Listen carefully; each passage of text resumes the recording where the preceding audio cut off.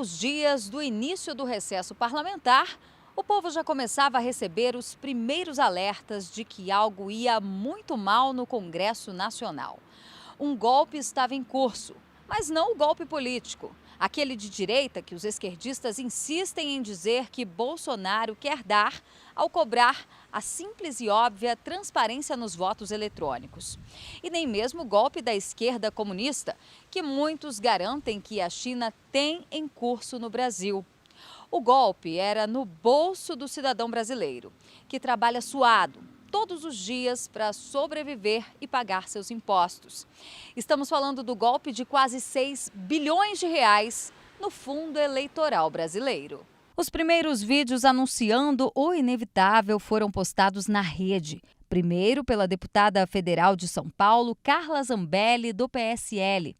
A parlamentar lamentava a pressão feita pelos próprios partidos que acabavam de fechar um acordo incluindo na votação da Lei de Diretrizes Orçamentárias o aumento do fundão de 1,7 bilhões para a estratosférica cifra de 5,7 bilhões de reais. Em seguida, o senador cearense Eduardo Girão, do Podemos, também surgiu na telinha dos computadores e smartphones, afirmando que faria de tudo para que a matéria, caso aprovada, fosse derrubada no Senado, para onde seguiria imediatamente após a votação na Câmara. A proposta, entretanto, foi aprovada nas duas casas legislativas, iniciando uma grande mobilização virtual da população que acompanhava as notícias do dia. E as acusações vieram de todos os lados, justamente contra os parlamentares da mesma base governista,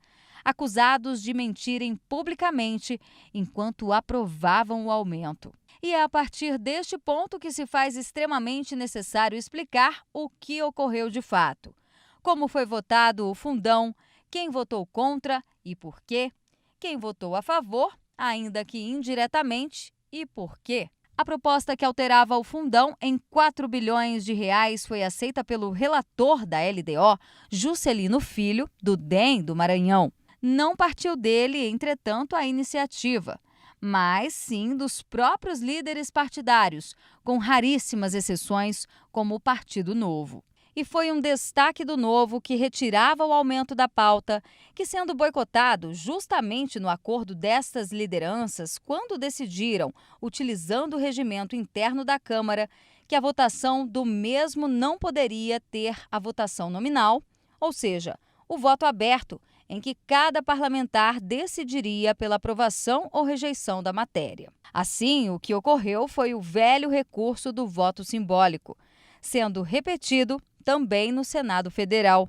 Mas como o brasileiro já está cansado de saber, toda ação tem uma consequência e gera uma reação. O presidente da República, Jair Bolsonaro, recebeu a notícia ainda no hospital em São Paulo, onde estava internado para um tratamento de saúde. A primeira fala, mais esclarecedora sobre sua posição pessoal em relação ao tema, veio somente no domingo, no dia 18 de julho, após a alta médica. Primeiro, Bolsonaro defendeu os parlamentares que se diziam contrários. Obrigado aos parlamentares que votaram a LDO, todos eles estão sendo acusados injustamente de ter votado esse fundão. E quem está atacando parlamentares que votou o fundão, isso não é verdade. Teve a votação da LDO que interessava para o governo. Então, num projeto enorme, alguém botou lá dentro essa casca de banana ou essa jabuticaba. Agora o parlamento descobriu, foi tentado destacar para que a votação fosse nominal para essa questão, e o presidente Marcelo Ramos, do Amazonas, pelo amor de Deus, o estado do Amazonas tem um parlamentar como esse, pelo amor de Deus, o estado do Amazonas, ele atropelou, ignorou, passou por cima e não botou em votação o destaque. Obrigado aos parlamentares que votaram a LDO, todos eles estão sendo acusados injustamente de ter votado esse fundão.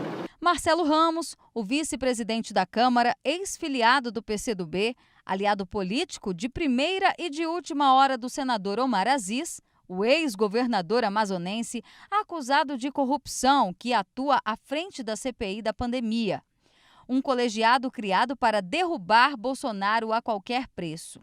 O presidente perspicaz não só matava a charada da trama política e a apresentava ao povo, como também dava detalhes impressionantes da falta de respeito com os recursos públicos por parte de seus opositores, ao relatar o que poderia ser feito com o dinheiro do fundão. Eu já antecipo, 6 bilhões para fundo eleitoral, pelo amor de Deus, 6 bilhões na mão do Tarcísio, ele recapearia grande parte da malha rodoviária no Brasil. Jair disse então o que todos os brasileiros aguardavam, quando garantiu em entrevista à TV Brasil que está vetando o aumento do fundão.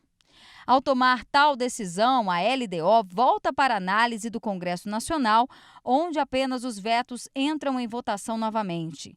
Neste caso, a possibilidade de que a decisão não seja nominal, quando há a escolha por cada um dos parlamentares, é mínima. E todos, então, terão que se expor e mostrar se são ou não favoráveis a tirar 6 bilhões de reais do suado dinheiro do eleitor. Mas a decisão de Bolsonaro vem com um outro duro golpe de direita na cara dos hipócritas. Se o veto for mantido, nem mesmo o fundão original, antes em quase 2 bilhões de reais, permanece à disposição dos partidos. O que sobra, em um primeiro momento, é o valor aproximado de 800 milhões de reais, correspondente a uma verga definida pelo Tribunal Superior Eleitoral para o fundo. É neste ponto que os espertalhões que tentaram dar o verdadeiro golpe, o de 6 bilhões de reais, ficam em uma verdadeira encruzilhada, pois insistir na votação simbólica seria a ruína política. Em uma possível votação individual, todas as raposas, e não apenas 2 ou 3, terão que se mostrar, também cavando a própria cova na vida pública. Resta, então, negociar com Bolsonaro, que vai enviar, por meio de sua equipe econômica, uma nova lei orçamentária anual. É aí que saberemos quem é quem. Os que estão com o presidente e com o Mais Brasil e Menos Brasília. E aqueles que continuam apenas preocupados com seus próprios umbigos. O povo está de olho e vai responder nas urnas em 2022.